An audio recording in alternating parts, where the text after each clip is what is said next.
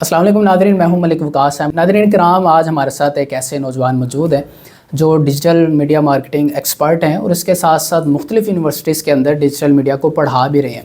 ये इस फील्ड के अंदर क्यों आए, कैसे आए, तो आइए आपको मिलवाते हैं इमरान अहमद साहब से और उनसे बातचीत करते हैं। अस्सलाम वालेकुम। वालेकुम अस्सलाम। वकास, कैसे हैं आप? अल्हम्दुलिल्लाह, आप सुनाएं कैसे हैं आप? ठीक है, अल्हम्दुलिल्लाह। अच्छा, अब इस फील्ड के अंदर कैसे आ गए आप?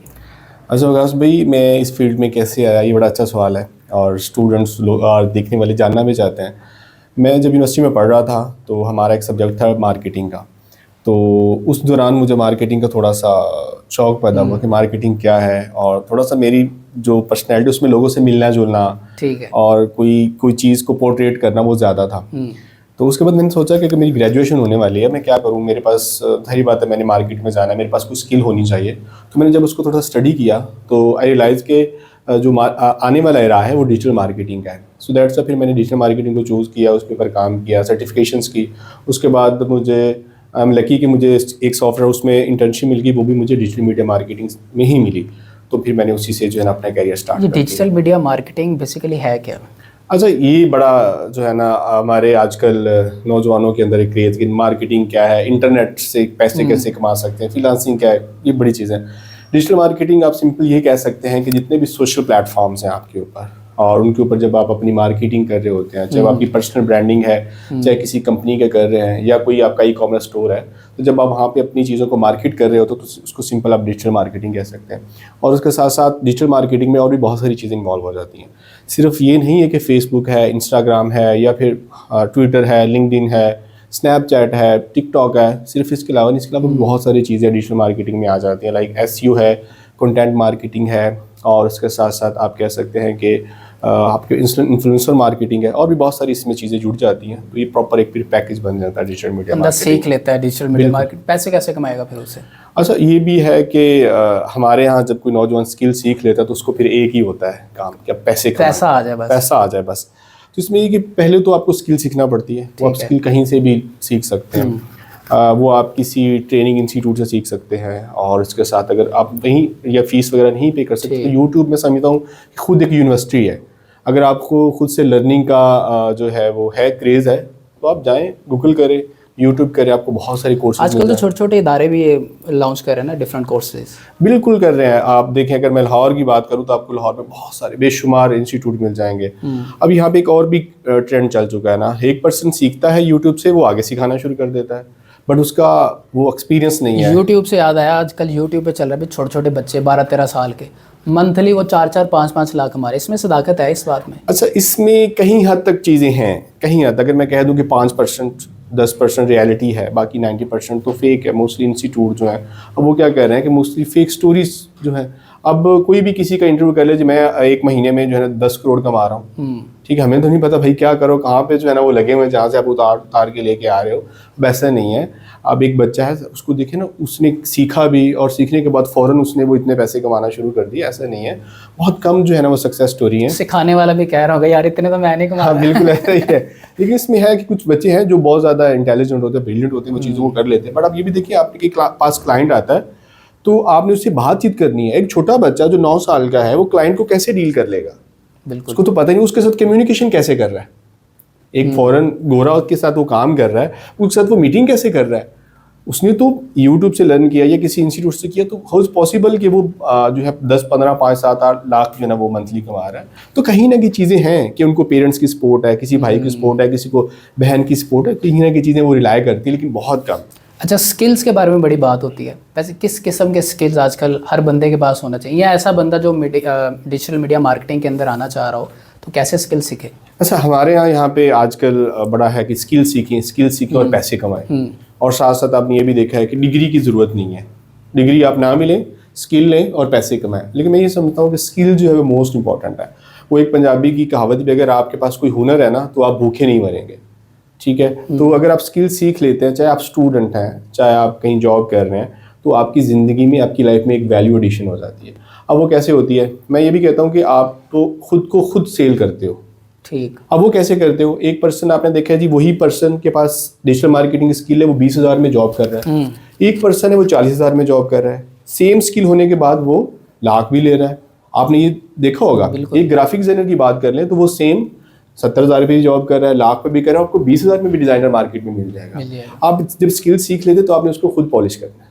कैसे करना है, it's totally up to you कि आप उसमें कितना चीज़ों को ऐड ऑन करते हो, कितने एडवांस लेवल पे सीखते हो, और आपको पता हो कि मुझे कहाँ जाना है। तो स्किल बहुत ज़्यादा इंपॉर्टेंट है। अगर मैं साथ बात करूँ एजुकेशन की, तो वो मोस्ट इंपॉर्टेंट है। एजुकेशन वो, अब वैसे मैंने ग्राफिक डिज़ाइनिंग की एग्जांपल दी, अगर एक सिंपल इंटरमीडिएट वाला ग्राफिक डिज़ाइनर होगा तो आपको उस तरह की क्रिएटिविटी नहीं दिखा पाएगा।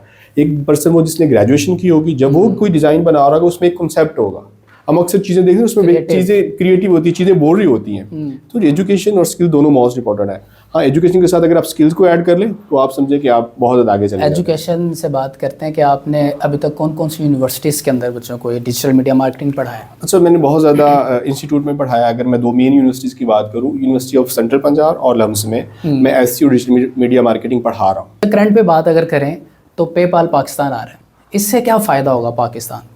अच्छा जी, जितने भी फ्रीलांसर हैं हमारे लिए तो ये बड़ी खुशखबरी है कि पेपाल जो पाकिस्तान में आ जाए। पेपाल बेसिकली इंटरनेशनल गेटवे है, यानी कि ट्रांजैक्शन आप करते हैं, पैसे जो एक कंट्री से दूसरी कंट्री जो है उसमें आप ट्रांसफ़र कर रहे होते हैं।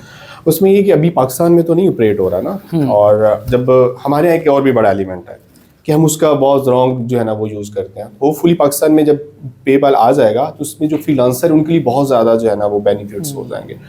ट्रांजैक्शन करना बहुत आसान हो जाएगी। अगर कोई फाइबर पे काम कर रहा है तो उसको वहाँ से अपनी जो है जो उसने वर्क किया है, जो उसका वहाँ पे अमाउंट पड़ी है, उसको ट्रांसफ़र करना बहुत आसान हो जाएगा। बिकॉज एक पेपाल तो एक ईमेल्स के थ्रू आप उसको ऑपरेट कर रहे हो तो आपके लिए बहुत आसान हो जाता है। पेपाल को यूज़ करना और उसमें ट्रांसफ़र करना, फंड्स को ट्रांसफ़र करना बहुत आसान होता है। ठीक, हमारी गवर्नमेंट जो है वो फ्रीलांस इंडस्ट्री को किस तरह सहूलत दे सकती है?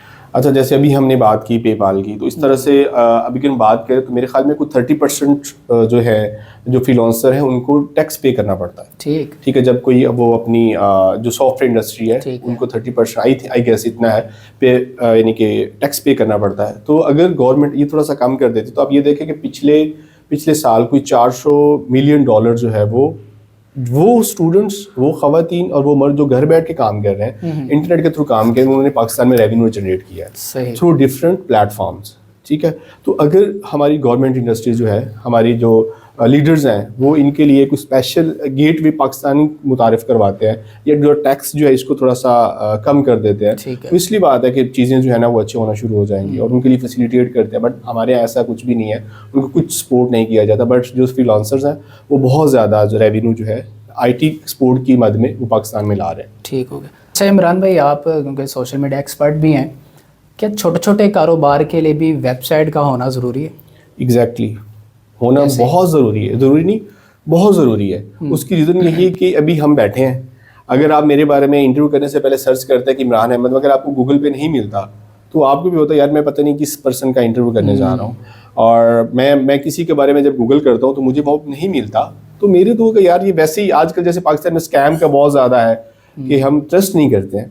तो इस तरह से आपकी प्रेजेंस होना बहुत ज़रूरी है। कोई भी बिजनेस है, चाहे हम कहें कि कोई सर्विसेज का बिजनेस है, कोई प्रोडक्ट्स का बिजनेस है, कोई ई-कॉमर्स का बिजनेस है, कुछ भी है, तो उसके लिए वेबसाइट ऑन करना बहुत ज़रूरी है कि जब भी आपके बारे में कोई लोग पर्सन गूगल करे तो आप उसको नज़र आए और उसका ट्रस्ट जो है ना वो बिल्ड हो। तो यहाँ वेबसाइट होना बहुत ज़रूरी है। इसके साथ आपकी सोशल प्रेजेंस होना बहुत ज़रूरी है।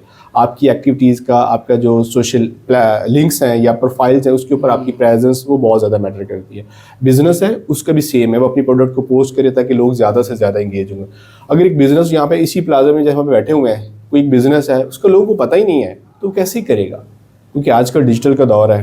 अगर आप सोशल मीडिया पे नहीं है तो मैं कहता हूँ वो 10 साल पीछे चला गया।